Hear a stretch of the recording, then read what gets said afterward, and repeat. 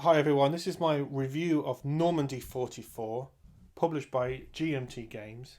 This is third printing, and it's the D-Day and the Battle for Normandy, 6th to the 27th of June 1944. If we flip over the back, the game scale units is battalion, regiments or brigades, 2 to 3 player game, is medium complexity, which I would agree with, and high suitability for solitaire, which I would also agree with. It's not a solitaire game.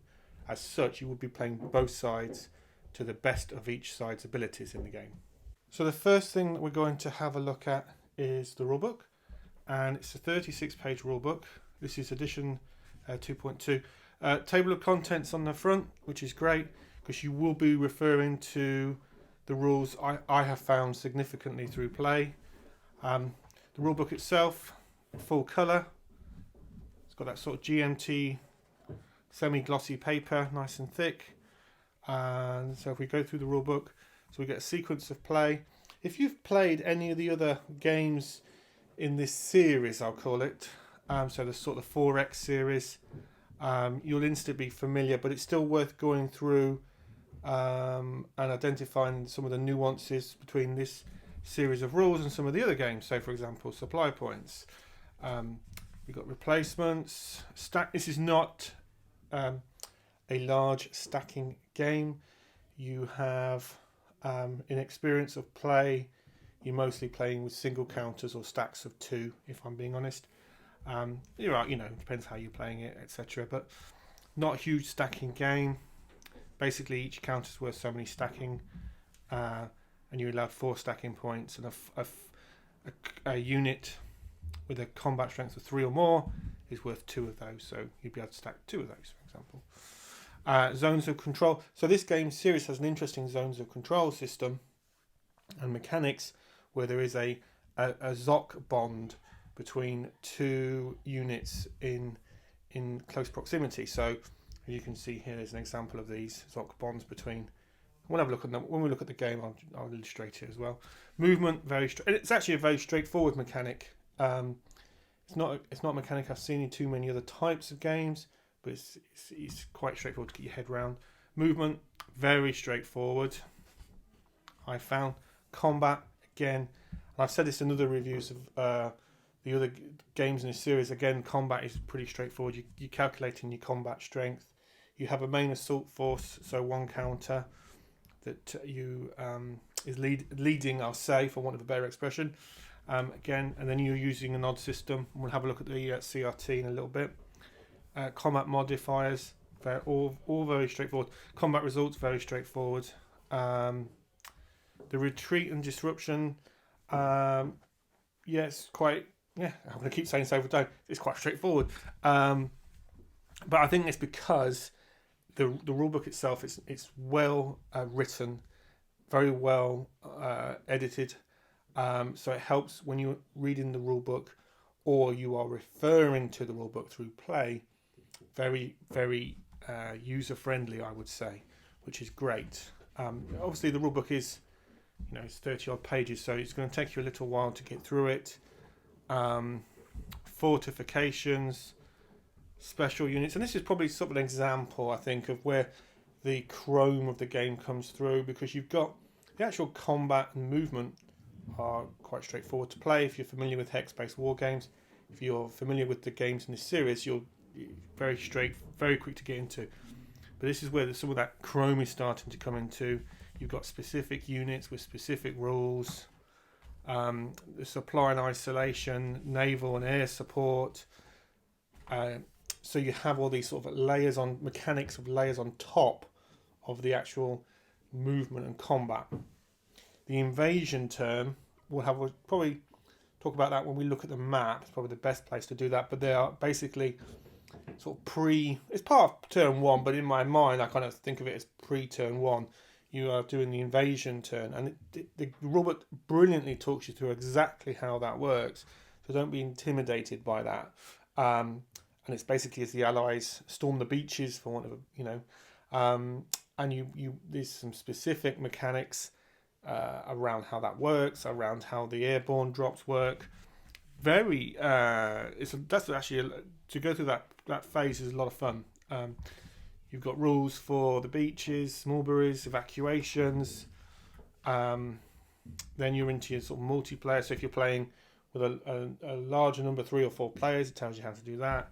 Optional rules, which I have used around mostly around the storm date, which I thought was quite interesting. Then we're into the actual scenario. So of the rulebook, 25 pages are rules, which I think includes the front cover. So not a huge amount, but substantial amount in itself. Then in terms of the actual scenarios, you've got the main campaign game, which is the full 22 turns. It does take a while to play, but you have, in addition, you have a 7-turn mini game. I'm not actually sure that's the good expression for it. I don't think this is the 7-turn as a mini game. It's more a case of it's a campaign game, but it finishes at a specific point. So it finishes at the end of turn 7. I have played both. I have found that very satisfying to play. So that's why I don't think of it as a mini game. To me, I've found it's the same drama and narrative and the mechanics of the main game, of the full campaign. It's just simply short. It finishes at turn 7 rather than turn 22. And you're still getting, especially on the you're still going to do the D-Day landings and that first initial push and consolidation of the D-Day landings. You've also got a Cherbourg scenario. I have played this, and I really enjoyed it. And again, it's very nicely, very well written. You've got a list of changes from from this edition. So if you've got a previous edition like me, you can sort of refer to that, and then you get this great extended example of play. And this is a feature that a lot of the games in this series has. They actually talk you through an example of play quite meticulously, and it is worth going through this with the counters in front of you to help you understand not only the mechanics but the application of the mechanics, which I think is important. So you've got Omaha, all the different beaches, point to Hull, point to Hoe, as I call it, and for both sides, so the German player and the Allied player as well, and it kind of goes through, and this is well worth, if you have the inclination, I would highly recommend it. It's how I played the game, and when I did a sort of refresh on the rules, I went and did that. Then we got into a designer notes, which is great, and an incredibly useful index. Incredibly useful, because it is a game of a certain level of complexity. The mechanics themselves, I don't think are that complex, but when they're all applied together and that layers of gameplay mechanics, that's when the complexity starts to come in for me. And so I found this very useful. And I'll be honest, it is a game where I was referring to the rules quite a lot, and I have no problem with that. I enjoy that. And it's extremely enjoyable because we have the index, so it makes life much simpler for us. And then at the back here, we have some invasion tables, and you will be using this only for the invasion phase of that first term. And we got weather effects and stuff. So there's some play rates on the back there. But overall, a very, very good example of a war game rulebook written and presented in a very war game fashion, I would say. So I don't think it's necessarily presented in the best way for someone completely new to war games. But if you're familiar with war games, you play hex and counter war games, or you play other games in this series, I think this is a very good example of how, and it's a very meticulous rule book, and like I said, well edited, and well written. So if we have a look at the player raids, now this is the main player raid that you're going to be using. It has our CRT, for example, on a 1-to-1 ratio, 5 and 6 defender retreat, 1 and 2 attacker taking a step loss. Compare that, say, to 4-to-1. You've got defenders retreating on a 2 and 3, and defenders taking a step loss on a 5 and 6, for example. So, it's quite interesting, quite a decisive CRT.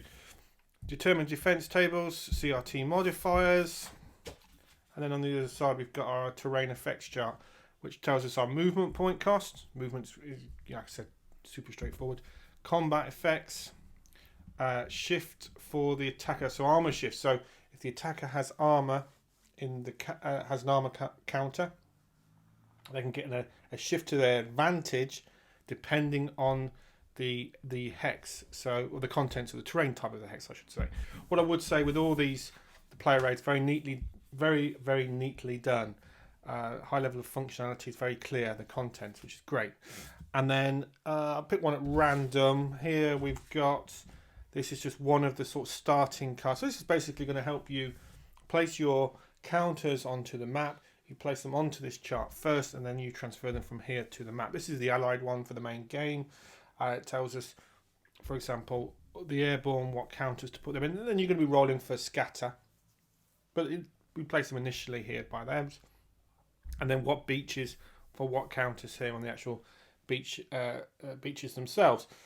And again, it's very clear, it's very straightforward. It definitely helped. What I would say in terms of setting the game up, for a game that's not got a huge number of counters, it takes a little while actually to set the game up. So it's not a it sort of fits into that category of it doesn't take all day, but it's not done in half an hour either. So it just takes a little while to set the main campaign game up, and these make it a million times easier. So yeah, great job. So if we have a look at the map laid out here, and what I've done here, I've sort of done a bit of a mock-up of sort of the beginning of the game, but after the actual beach landings themselves, and just to illustrate some of the sort of mechanics of the game. So we've got our map laid out here. There we have some of the key locations that the Allies will be fighting for, and Cherbourg's right at the sort of top, just slightly off the top of the map, slightly off camera. We've got our beaches, Omaha, Gold, for example. The actual contents of the map I find very straightforward. I think it's very nicely done in terms of the artwork, in terms of the aesthetic.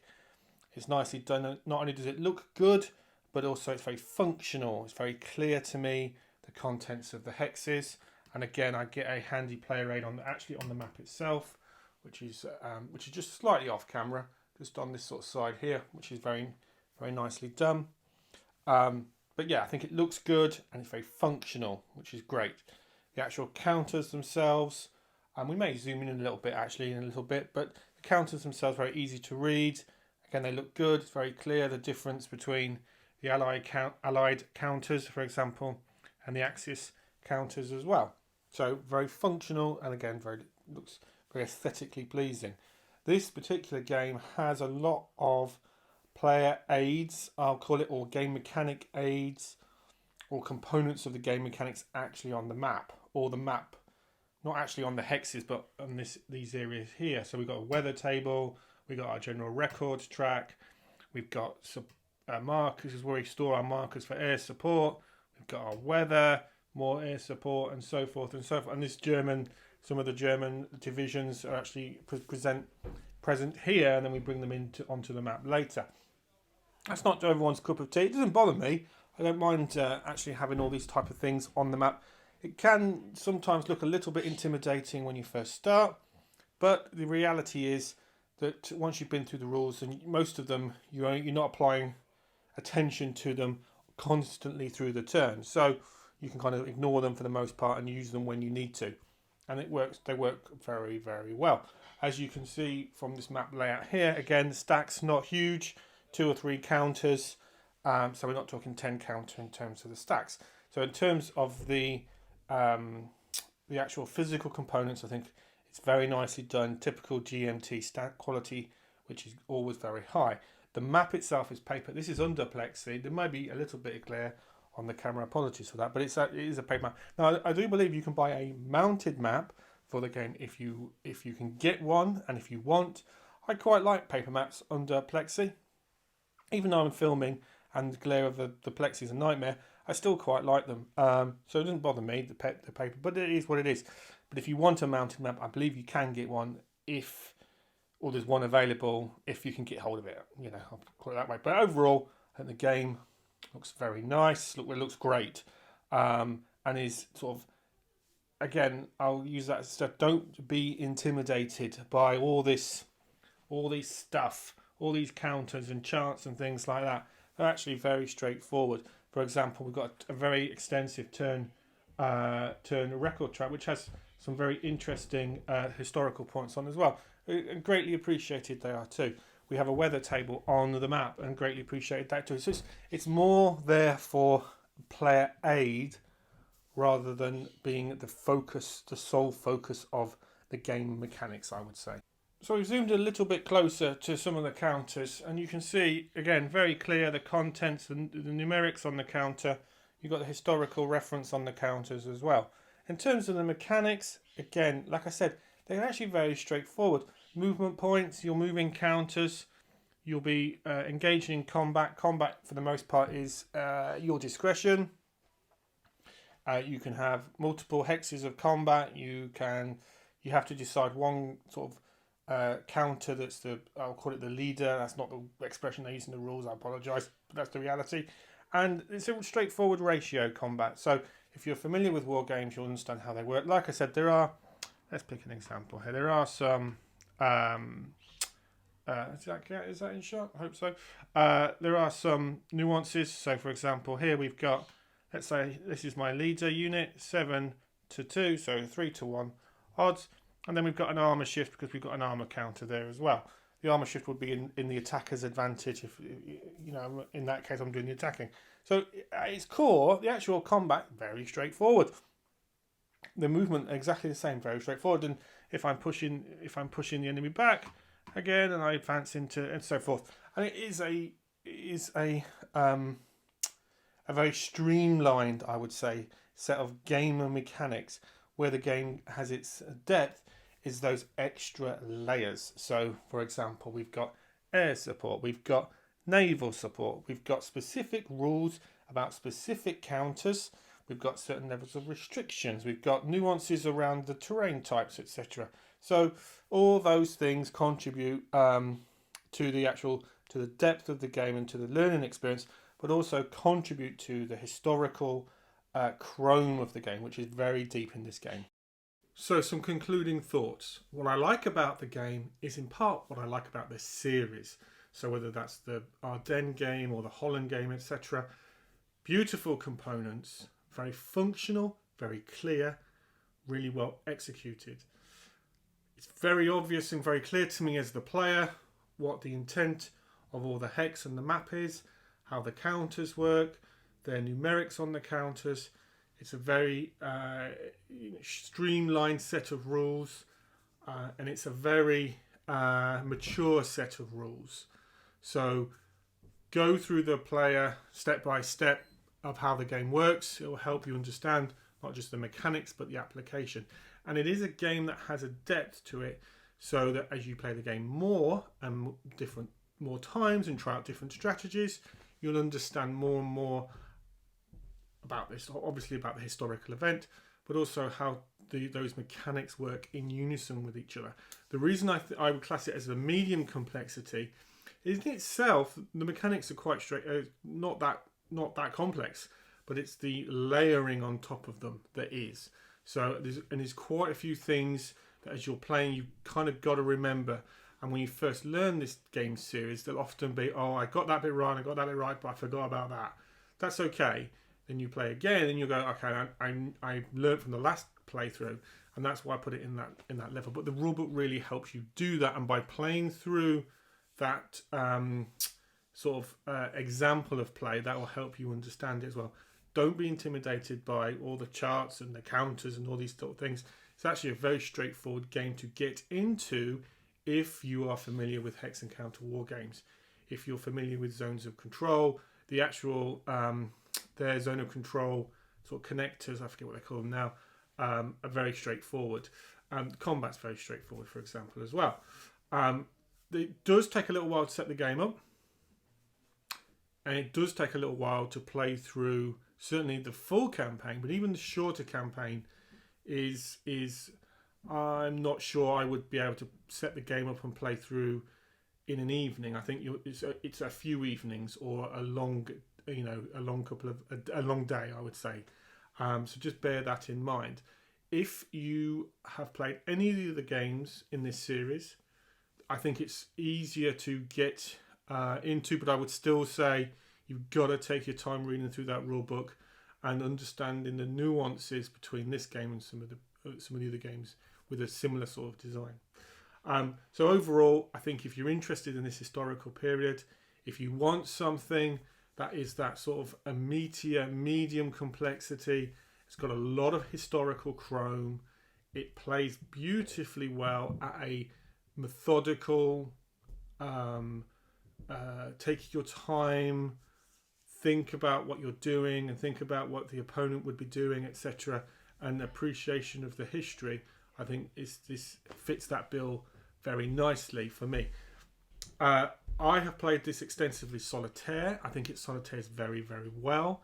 There is no AI, there is no bot. This is not a solitaire puzzle game or anything like that. You are playing both sides. I enjoy that immensely. I appreciate some people want a solitaire game. This is not a solitaire game.